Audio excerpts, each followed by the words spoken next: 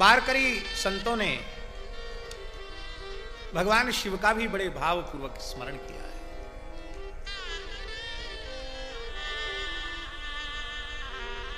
पंढरपुर के महान संत श्री नामदेव जी महाराज, नामदेव जी में गुरुभाव रखने वाली, उनके यहां सेवा करने वाली जनाबाई, श्री जनाबाई का एक अभंग है। संत जनाबाई कह रही हैं कि भगवान श्री महादेव शिव और भगवान श्री राम ये दो नहीं हैं, ये दोनों एक ही हैं। श्री राम और श्री शिव जी के ऐक्य का प्रतिपादन इस अभंग में किया गया है। कहते महादेव निरंतर श्री राम जी का भजन करते हैं और श्री राम जी निरंतर महादेव का भजन करते हैं। राम जी सदा शिव जी को पूजते हैं और शिव जी सदा राम जी को पूजते हैं। इसलिए जनाबाई कह रही है, हे प्रेमियों, श्री राम जी को और शिव जी को दो रूपों में नहीं देखना, एक ही रूप में देखना। कहते जो इनकी एकता को समझते हैं वे ही सिद्ध हैं, जो भेद मानते हैं वो कभी सिद्ध नहीं हो सकते। और अंत में जनाबाई यहां तक कहती है कि श्री राम जी और शिव जी शरीर दो हैं, आत्मा तो दोनों की एक ही है, ये एक प्राण दो दे, यहां तक जनाबाई कह रही है।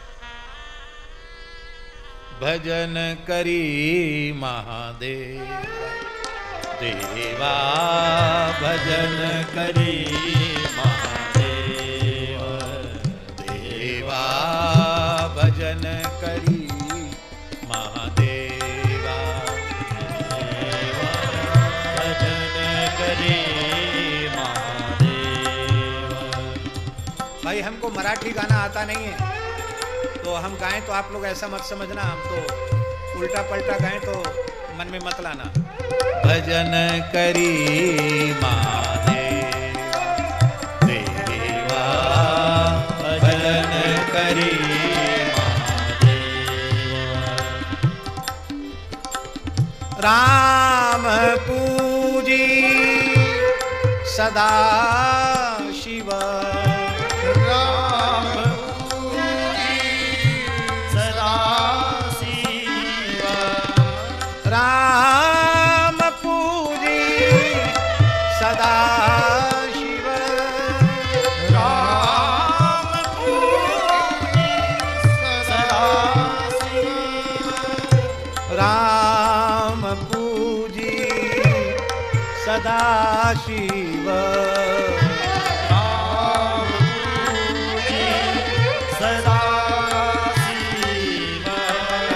भजन करी महादेवा देवा, भजन करी महादेवा।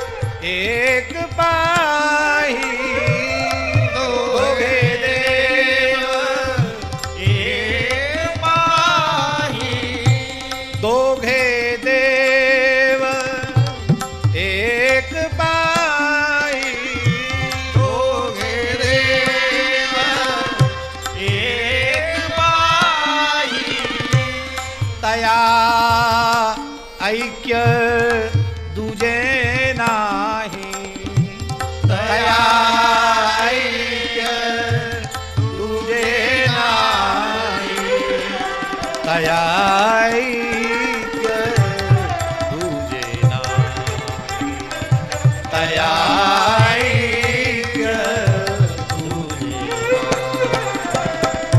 भजन करी महादेवा देवा, भजन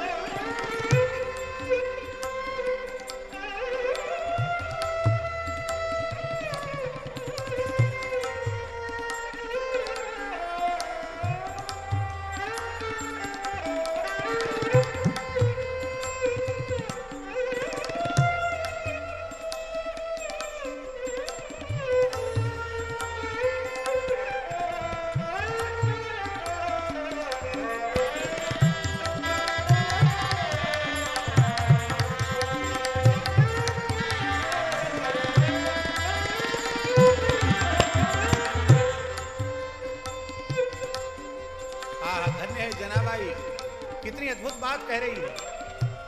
शिवा रामा नाही भेद, शिवा नाही भेद, शिवा रामा नाही भेद, शिवा रामा नाही भेद, शिवा रामा नाही भेद, शिवा रामा नाही भेद, ऐसे देव ते ही सिद्ध, ऐसे देव ते ही सिद्ध, भजन करी महादेवा देवा भजन करी महादेवा, भजन करी महादेवा, देवा भजन करी महादेवा, जनी म्हणे, जनाबाई कह रही है, जनी म्हणे आत्मा एक, जनी म्हणे आत्मा एक, जनी म्हणे आत्मा एक, जनी म्हणे आत्मा एक, सर्वा घटी तो व्यापक, सर्वा घटी तो व्यापक, जनी म्हणे आत्मा एक, जनी म्हणे आत्मा एक, सर्वा घटी तो व्यापक, सर्वा घटी तो व्यापक, भजन करी महादेवा, देवा भजन करी देवा भजन करी महादेवा, देवा भजन करी महादेवा,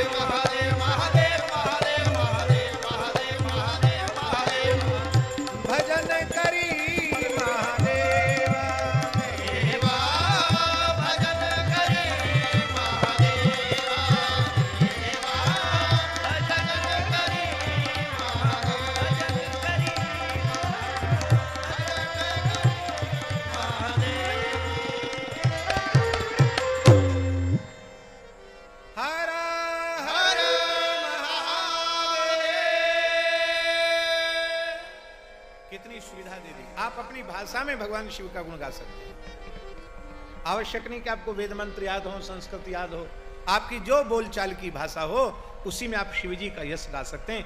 इसको कीर्तन कहा है। ये तो कीर्तन की परिभाषा हुई। अब श्रवण की परिभाषा, श्रवण की परिभाषा क्या है? ये नापि केन करणेन च शब्द पुंजम यत्र क्वचित् शिव परम श्रवणेन्द्रियेण स्त्री केलिवत् दृढ़तरम प्रणिधीयते यत् तद वै बुधाः श्रवणमत्र जगत प्रसिद्धम। बड़ी विलक्षण परिभाषा दी है श्रवण की। ब्रह्मा जी कह रहे हैं कि हे ज्ञानियों,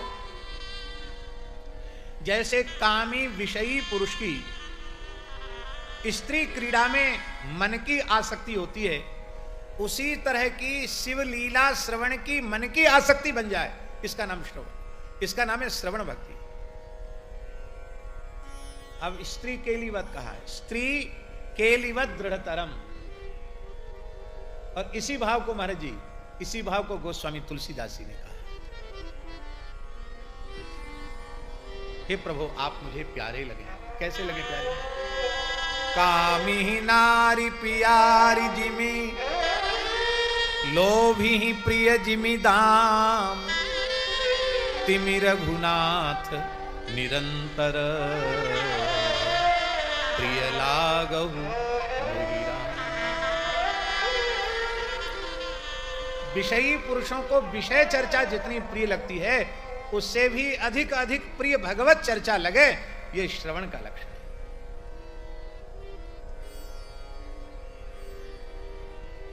और मनन की परिभाषा क्या है?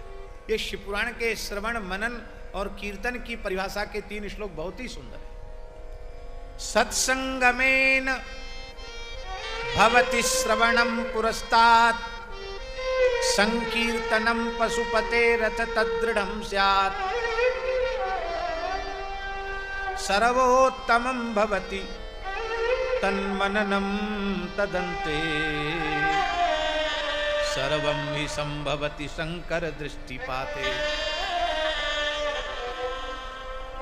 साधु पुरुषों के चरणों में बैठकर जब भगवान की मंगलमयी लीलाओं का श्रवण किया जाता है और उससे भगवान शिव के विषयक लीलाओं का मनन चिंतन जब होने लग जाता है, तो उसको मनन कहते हैं। पर ये मनन जो है ना, वो अपने पुरुषार्थ से नहीं होता है। आप श्रद्धा पूर्वक श्रवण करेंगे और श्रद्धा पूर्वक कीर्तन करेंगे तो आशुतोष भगवान शिव आप पर द्रवित हो जाएंगे और आपका मनन अपने आप बनने लग जाएगा, आपका चिंतन अपने आप बनने लग जाएगा। पर ये कब होता है मनन? बड़ी प्यारी बात है। सर्वम ही संभवति शंकर दृष्टि पाते। जब शंकर जी किसी जीव को करुणा भरी दृष्टि से देखते हैं तब वो शिव लीला का मनन करता है, चिंतन करता है। इसका मतलब है भगवान की लीला का मनन चिंतन वही व्यक्ति कर सकता है जिसको भगवान अपनी करुणा भरी आंखों से निहारते हैं, देखते हैं। यदि सौभाग्य से हमारे जीवन में भगवत लीला का चिंतन बन रहा है तो समझना चाहिए कि भगवान अपनी बड़ी बड़ी आंखों से करुणा पूर्वक हमको देख रहे, हमको निहार रहे हैं, तभी हमसे भगवान का स्मरण हो रहा है, नहीं तो भगवान का चिंतन मनन संभव नहीं है। सूत जी महाराज कहते हैं कि देखो, एक बार मेरे गुरुदेव भगवान कृष्ण द्वैपायन व्यास जी महाराज जो पराशर नंदन हैं, वो सरस्वती नदी के तट पर तपस्या कर रहे थे। आप लोग बद्रिकाश्रम गए हैं? बद्रीनारायण गए कि नहीं? बद्रीनारायण में जहां व्यास गुफा है वो सरस्वती नदी के तट पर ही है। वहां भगवान व्यास तपस्या कर रहे थे और उसी समय सूर्य के समान तेजस्वी विमान से यात्रा करते हुए सनकादिकों में भगवान सनत कुमार वहां आ पहुंचे। उन्होंने देखा व्यास जी तपस्या कर रहे हैं। व्यास जी ध्यान मग्न थे। सनत कुमार जी ने उनको जगाया। तब व्यास जी ने देखा, अरे भगवान सनत कुमार सामने खड़े हैं। अब तो व्यास जी ने अर्घपाद्य आदि लेकर के सनत कुमार जी का पूजन किया और सनत कुमार जी ने बड़े प्रसन्न होकर के कहा, सनत कुमार उवाच सत्यम वस्तु मुने दध्या साक्षात कर्ण गोचर स शिवोत सायोत्र तपस्रसि किंकृते। श्री सनत कुमार जी ने कहा कि सत्य सनातन भगवान शंकर का हे व्यासी आप हृदय से ध्यान कीजिए, वे भगवान शिव प्रत्यक्ष होकर आपको दर्शन देंगे, आपकी सहायता करेंगे, और आप यहां तप किस लिए कर रहे हैं। व्यासी ने कहा कि भगवान आपकी कृपा से वेद सम्मत धर्म अर्थ काम और मोक्ष की कथा को मानव जाति के परम कल्याण के लिए मैंने पुराणों में प्रकट किया है, लेकिन इसके बाद भी मुक्ति का जो साधन ज्ञान है वह मेरे भीतर प्रकट नहीं हुआ। ये बड़ा आश्चर्य है। मुक्ति का साधन जानने के न जानने के कारण ही मैं इस कठोर तपस्या में लगा हुआ। आप आ गए हैं, आप बताने आए हैं कि मुक्ति का कारण क्या है, जीव संसार के चक्र से छूटे क्यों, कैसे। सनत कुमार जी ने कहा कि हे व्यासी, श्रवणम कीर्तनम संभो मननंच महत्तरम त्रयम साधन मुक्तंच विद्यते वेद सम्मतम। वो कह रहे हैं कि भगवान शिव की लीलाओं का श्रवण करना, उनके पवित्र नामों का कीर्तन करना, उनके पवित्र चरित्र का चिंतन करना, ये 3 साधन ही वेद में और मुक्ति के बताए गए। अब देखिए, जहां अभी हमने कहा ना कि भगवान नारायण में और भगवान शिव में भेद नहीं है, इसका मतलब है भगवान हरि और भगवान हर, इनके चरित्रों का श्रवण कीर्तन और मनन यही जीव को संसार चक्र से छुड़ाने वाला है, यही वेदों ने निश्चित किया है। और देखो, मैं अपनी बात तुम्हें बताता हूं। सनत कुमार जी कह रहे हैं कि मैं दूसरे दूसरे साधनों का चिंतन करता हुआ एक बार भ्रमित हो गया। तो वेद तो समुद्र के समान है ना, बहुत ही बातें वेद में लिखी हैं, ये नहीं कि ये ठीक, ये ठीक, ये ठीक। तो सनत कुमार भगवान कहते कि हमारी बुद्धि भी भ्रमित हो गई। एक बार मैं मंदराचल पर्वत पर पहुंच गया और वहां जाकर कठोर तप करने लग गया। उस समय भगवान शिव ने अपने पार्षद नंदिकेश्वर गण को यहां भेजा और समय दयालुर भगवान सर्वसाक्षी गणेश्वर, वो सर्वसाक्षी गणेश्वर भगवान नंदीश्वर हमारे निकट आए और उन्होंने प्रसन्न होकर के स्नेह पूर्वक हमें मुक्ति का साधन बताया कि भगवान शिव के चरित्रों का श्रवण कीर्तन और मनन यही जीव के मुक्त होने का ऐसा साधन है जिसमें किसी का किसी से किसी प्रकार का कोई विरोध नहीं। बोलो भक्तवत्सल भगवान की। देखो हम लोग कितने भाग्यशाली हैं। शिव जी के कीर्तन मनन और श्रवण की चर्चा चल रही थी और श्री धुनी वाले दादाजी छोटे सरकार कृपा करके पधारे हैं। महाराष्ट्र में सब टोपी लगाते हैं, हमको भी टोपी वाला बना दिया।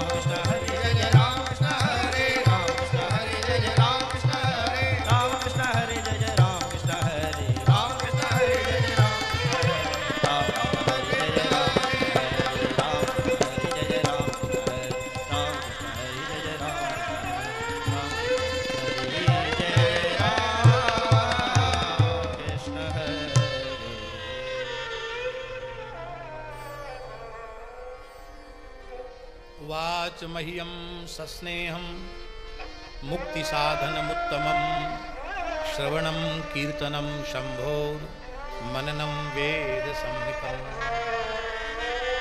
भगवान नंदकेश्वर ने कहा, भगवान शिव के चरित्रों का श्रवण कीर्तन मनन यही वेद सम्मत जीवों की मुक्ति का साधन है।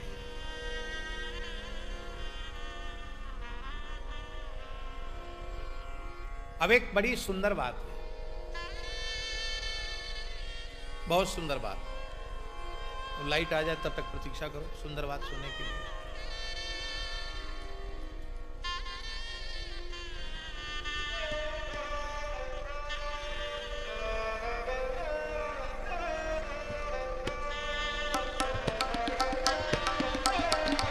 राम कृष्ण हरि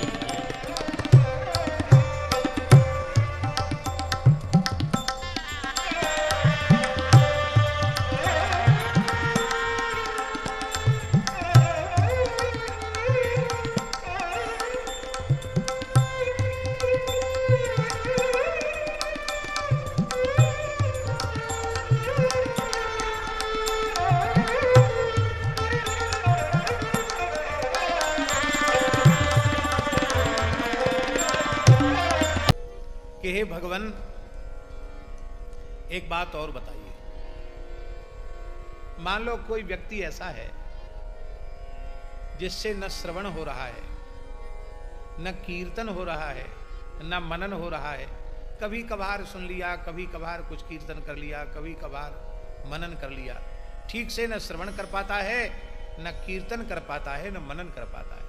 क्या ऐसे मंद जीव के भी कल्याण का कोई साधन है क्या? बड़ी ऊंची बात,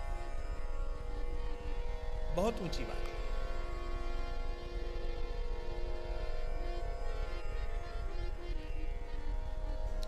अच्छा, ईमानदारी से अपने आप से पूछो, छाती पर हाथ धर के पूछो, खुद से पूछो, स्वयं से पूछो, जैसा श्रवण बनना चाहिए क्या वैसा श्रवण हम लोगों से बन पा रहा है?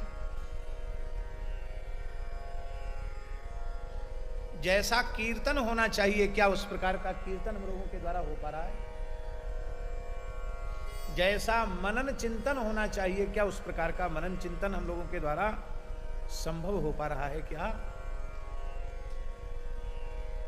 जब नहीं हो पा रहा है तब आपने कल्याण के साधन तो 3 ही बताए कि वेद सम्मत जीवों के कल्याण के 3 ही साधन हैं, श्रवण, कीर्तन और मनन। और तीनों में शिथिलता है तो ऐसा मंदभाग्य प्रमादी जीव वो भी मानो अपना कल्याण चाहता हो तो वो क्या करे? सूत जी कहते हैं उस जीव के, महाराज जी वेंकटेश स्वामी जी क्या बात कह रहे थे याद है? कि वेद सम्मत साधन है श्रवण, कीर्तन और मनन। और मान लो तीनों साधन ठीक से न बन पा रहे हों और जीव फिर भी अपना कल्याण चाहता हो तो उसके कल्याण का साधन क्या है? सूत जी कह रहे हैं कोई साधन जिससे न बनता हो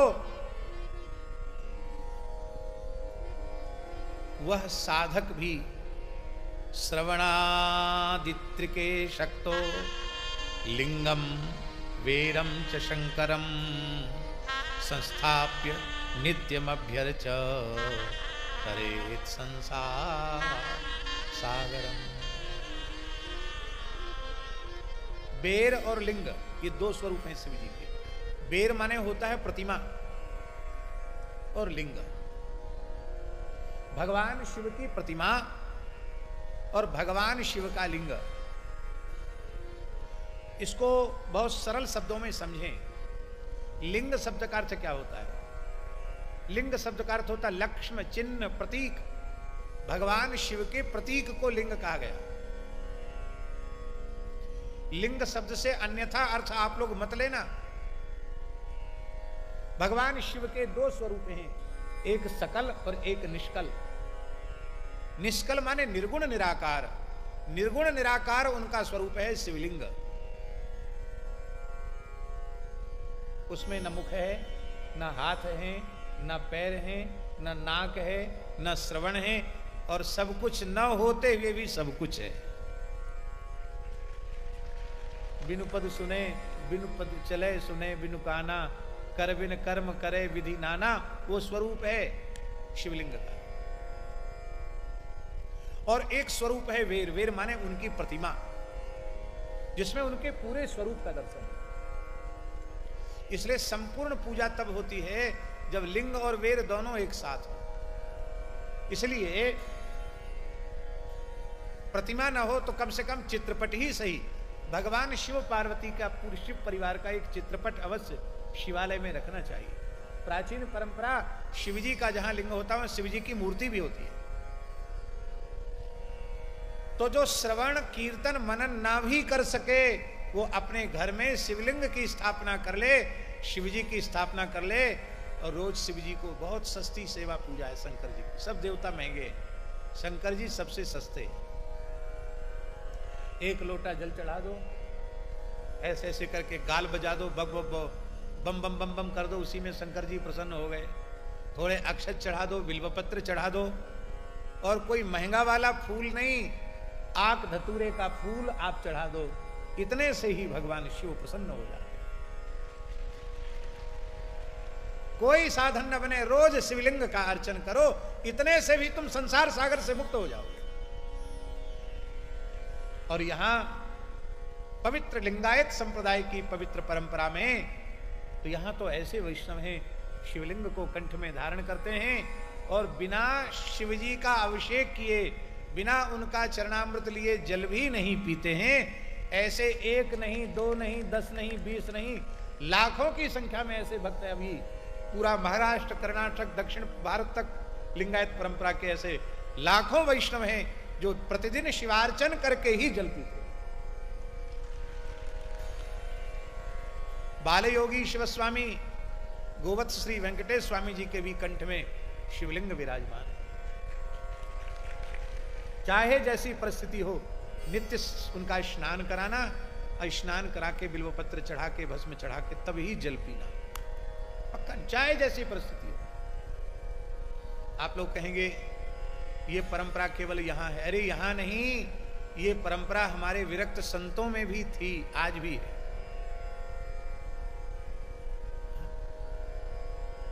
आपको याद है पुराना कीर्तन, गले में तुलसी मुख में राम, हृदय विराजत सालिग्राम। गले में तुलसी मुख में राम, हृदय विराजत सालिग्राम। सिया हरि नारायण गोविंद, भज रामा कृष्ण गोविंद। सिया हरि नारायण गोविंद, भज रामा कृष्ण गोविंद। पुराने संत महाराज जी जब भ्रमण के लिए चलते तो अपने ठाकुर बटुआ को अपने कंठ में बांध लेते, सालग्राम जी को कंठ में बांध लेते।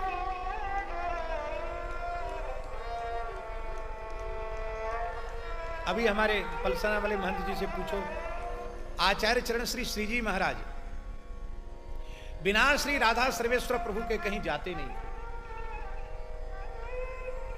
जीवन पर्यंत उन्होंने अपने हाथ से भगवान की सेवा की, और जब चलते थे तो अपने गले में सालिग्राम सर्वेश्वर भगवान को, संपुट को अपने कंठ में विराजमान करके चलते थे। वो कहीं गए नहीं भारत के बाहर। सारा जीवन एक अंतर्मुख साधक की तरह, महापुरुष की तरह, महान रसिक की तरह उन्होंने श्री महल में ही अपना संपूर्ण जीवन व्यतीत किया।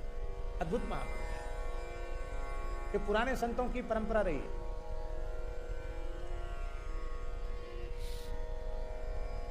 हरिद्वार का कुंभ था, ये कुंभ नहीं, ये अभी हमारा हरिद्वार का चौथा कुंभ आएगा, तीसरे कुंभ की बात है, 3 कुंभ पहले की बात।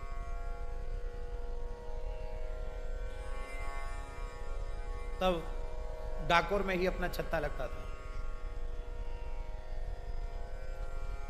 तो अपने लाल जी सालिग्राम जी पहले से कुंभ में चले गए, संत ले गए, और हम खाक चौक में पूजा भी हम ही करते थे, क्योंकि हमारे महाराज जी विलक्षण महापुरुष थे, पहाड़ी बाबा महाराज।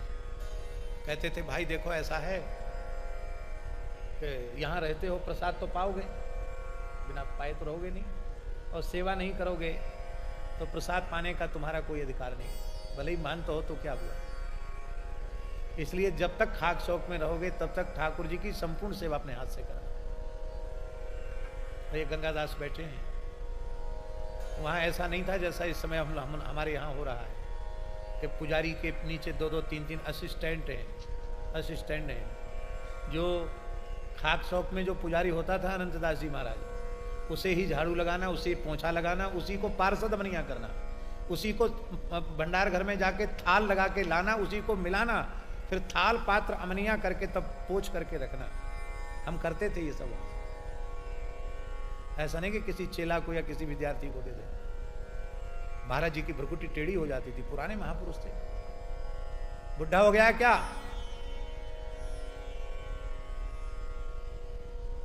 क्या संदेश, क्या महापुरुषों की मर्यादा।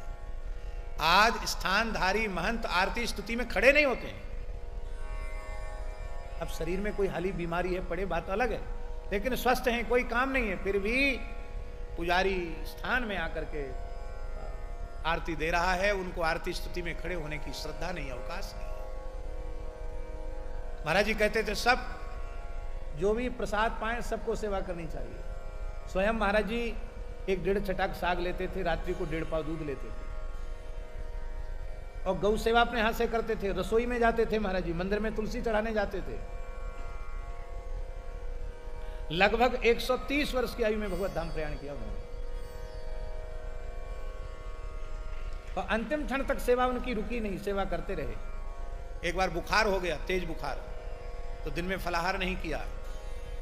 हम पुजारी थे, हमने दूध ब्यारू का, ठाकुर जी का दूध लेकर के हम गए, तो महाराज जी बोले हमको उठा के बिठा दो, शरीर कांप रहा है। उठा के बिठाया तो उन्होंने दोनों हाथ से गिलास को छूकर प्रणाम किया, बोले पी जाओ।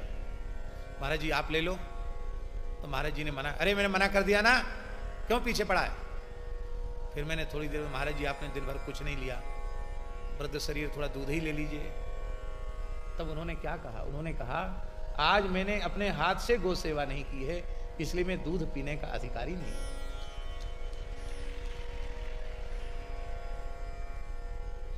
सन 1932 में खाक चौक में वो महंत पद पर विराजमान हुए थे, और सन 2003 तक वो विराजमान रहे। टटिया स्थान वाले बड़े महाराज जी कहते थे उनके जमाने का कोई महंत जिंदा नहीं है। 1932 में महंत बने थे और 2003 तक विराजे। कितना साल हुआ, गिनती करो भाई, हम तो गण जानते नहीं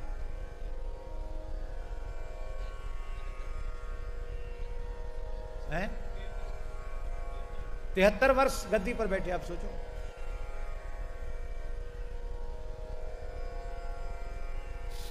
तो हम कुंभ की बात बता रहे थे, तो ठाकुर जी तो हमारे चले गए। अब हरिद्वार कुंभ में रामनवमी भी आ जाती है, तो महाराज जी बोले तो ठाकुर जी तो गए, तुम रामनवमी करके जाना, क्योंकि पुजारी और मुख्य उत्सव है रामनवमी का। तो रामनवमी करके शाम को बस से टिकट, कार वार कहाँ थी कि कार में बैठ के जाते, रोडवेज की बस में बैठ के गए। भगवान की शयन हो गई। बोले क्यों, तैयार? हाँ महाराज जी तैयार। ठीक है, कमंडल ले लिया, सब आसन वासन ले लिया। बोले ठाकुर जी कहाँ हैं? महाराज जी बोले। तो उन्होंने कहा महाराज जी, ठाकुर जी तो पहले चले गए कुंभ में, लाल जी चले गए, शालिग्राम जी चले गए, पहले चले गए। अरे बकबक करता है, अरे हम पूछ रहे हैं, उत्तर दे, ठाकुर जी कहाँ हैं? उनके ठाकुर जी चले गए।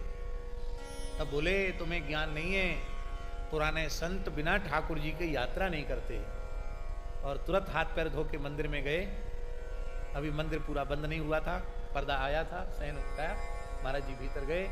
मूल पुरुष पहाड़ी बाबा के सेब नरसिंह शालिग्राम जी एक मलमल के कपड़े में तुलसी के सहित लपेट के मेरे गले में बांध दिया। बोले अब जाओ। वो नरसिंह भगवान आज भी हमारी सेवा में विराजमान है, जो महाराज जी ने अपने हाथ से गले में बांधे थे।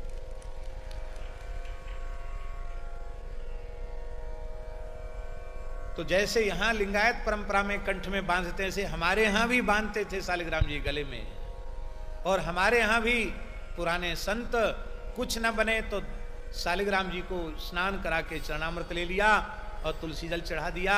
हमारे यहाँ साधुओं में कहावत थी शालिग्राम जी की सेवा के बारे में, धो के पी लो और दिखा के खा लो। हो गई सेवा पूजा। धो के पी लो तो दिखा के खा लो। धो के पी लो, चरणामृत मिल गया, और जो कुछ आवे रूखा सूखा तुलसी जल पधरा के भोग लगाओ, पालो। बोलो भक्तवत्सल भगवान की जय। आगे शिव पुराण में वर्णन आएगा, कंठ में श्री शालिग्राम को धारण करने की महिमा अभी इसमें आएगी शिव पुराण में। शिव पुराण में शालिग्राम का बड़ा महात्म्य का वर्णन है। भगवान चाहेंगे तो उसका हम वर्णन करेंगे। तो जो श्रवण कीर्तन मनन न कर सकता हो वो केवल नित्य प्रति शालिग्राम का पूजन करे, नर्मदेश्वर शिवलिंग का पूजन करे और चरणामृत ले ले, तुलसी बिल्वपत्र चढ़ा दे, इतने मात्र से उस जीव का कल्याण सुनिश्चित हो जाएगा। और महाराज जी लिखा है कि शिव भक्त का कर्तव्य है कि वह सब कुछ भूल जाए पर अपने सेव्य शिवजी को कभी न भूले। ध्यान में आए? बहुत से लोग कहते हैं हमारा वहां सूटकेस छूट गया, हमारे वहां चप्पल छूट गई, हमारा वहां अमुक सामान छूट गया। यहाँ कहते सब कुछ छूट जाए पर अपने ठाकुर जी नहीं छूटने चाहिए। लोग कहते हम यात्रा कर रहे थे, हमारे ठाकुर जी छूट गए। ठाकुर जी छूट गए, जिस थैले में पैसा था वो नहीं छूटा, जिसमें रुपया था वो तो नहीं छूटा, और जो ठाकुर जी का संपुट था वो छूट गया। इसका मतलब 1 नंबर पर रुपया वाला थैला था और 2 नंबर पर ठाकुर जी थे। ठाकुर जी 2 नंबर पे नहीं रहते, वो तो 1 नंबर से भी 1 नंबर पर रहते, 2 नंबर पे नहीं रहते। ठाकुर जी को अपना प्राण मानकर अपनी छाती से लगाकर ठाकुर जी को कभी अपने से दूर नहीं करना। बोलो भक्तवत्सल भगवान की। हर हर महादेव सही भक्तों को आप सबका यूट्यूब चैनल राधिका शरणम में स्वागत है। हमने राजेंद्र दास जी महाराज के श्रीमुख से शिवपुराण कथा का वर्णन सुना, जिसमें महाराज जी ने हमें शालिग्राम भगवान की पूजा विधि और अपने गुरुदेव पहाड़ी बाबा के बारे में बहुत कुछ बताया। आपको वीडियो अच्छा लगा हो तो चैनल को सब्सक्राइब ज़रूर करें और वीडियो को लाइक कमेंट करें। धन्यवाद। हर हर महादेव।